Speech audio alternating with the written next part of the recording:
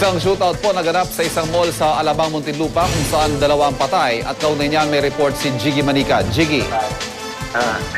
Teka, magpapatid lang. Jiggy.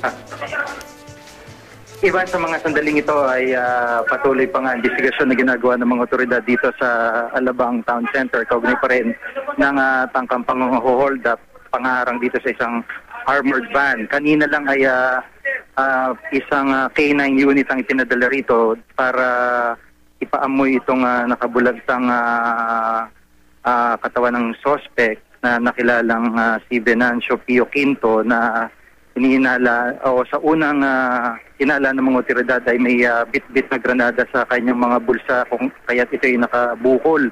Pero matapos na ipaamoy ito sa isang labrador ay hindi na-clear naman ito sa hinihinalang granada at yung isang suspect ay nakuha yung kanyang baril na naka-silencer pa at ito nga ay katatapos lang iproseso ng mga tauhan ng special scene of the crime operatives at ito ay subukan natin, lapitan natin itong gwardiya na kasama.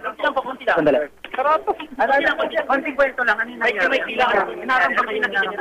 Pasensya na po muna talaga. Wala po muna akong masasabi kasi distraction na rin po ng officer namin. Pero kasama ka, sir, kasama ka doon sa, armor van? Pasensya na po. Ayaw magsalita nung gwardiya na kasama nung victim si security guard, Elmer Tago, at kaalis lang, dadala lang ng mga taga-funeral services itong labi ni security guard Elmer Tago. Jiggy, Yes, linawin ko lamang yung dalawang patay, yung isa hinihinalang suspect kasama sa mga nagtangkang mang-hold up at yung isa security guard, tama ba? Tama, Ivan. Okay. Itong isa ay suspect na kilalang si Venancio Pio Quinto. Ito yung may silencer pa, yung kanyang daladalang baril. At yung isang gwardiya ay nakilala naman si Elmer Tago. Ito nga ay parang nagkasalubong ito ba doon sa itsura, yung position ng kanilang mga labi dito sa parking area. At ayon naman sa mga otoridad ay hindi nakuha yung pera na target ng mga suspect. Sinasabi ng mga pulis na meron pang tatlong kasamaan ito pero nakatakas ayon sa mga otoridad. At kung tutusin, iba napakahigpit ng seguridad dito sa may Ayala Town Center pero ang hininalang ginawa ng mga suspect ay dumaan hindi mismo dito sa may parking area kundi doon sa gilid na parang main road lamang ito ng Alabang Zapote. Sa ngayon na ay patuloy yung investigasyon na isinasagawa ng mga otoridad.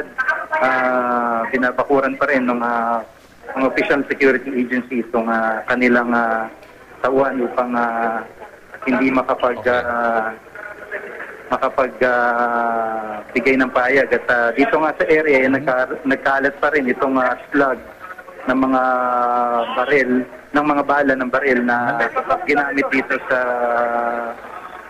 pamamaril at tangkang pang-hold up. Buti na lamang iba na yung mga shrapnel nitong shotgun na ginamit ng security guard ay hindi tumama sa mismong sementong pader at hindi sa salamin ng kalapit na butika na maaaring naging sanipa ng pagkasugat ng mga nasa sa loob nitong isang malaking butika dito. At magbabalik tayo para sa karagdagang update. Kaunay pa rin sinasagawang investigasyon dito sa tangkang pang-hold up ng isang armored van dito sa Alabang. Maraming salamat, Jiggy Manica.